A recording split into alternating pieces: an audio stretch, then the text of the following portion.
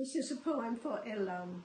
I have been writing a new poem to him every month for about 3 years now. But this is a poem I like to read. It's called The Rowan Tree, and in Welsh it's Griafolen. If I could, I'd send you a llatau, a gift poem in your cell.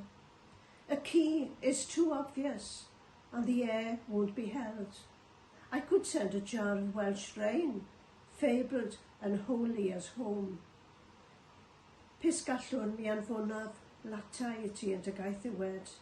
Ni chaniateu'r allwedd, nid oes modd rhoi awyr fy ngwlad I ti, na chostrel o lawn sy'n gwneud yn gwlad mor nodedig. No, I'll send you a leaf, rowan, the wanderer's tree, to hold with both hands, a synthesis of veins, Griafolen, Griafolen.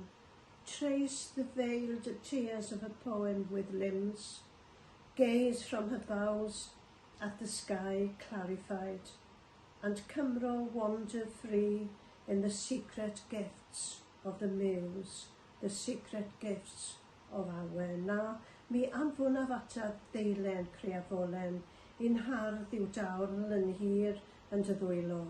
Arwydd o neges gydd y dawr yw ddydd, yn gerdd y medru cerdded ati, a syllu o'i changau at y nen a'i rhodd hi o awen.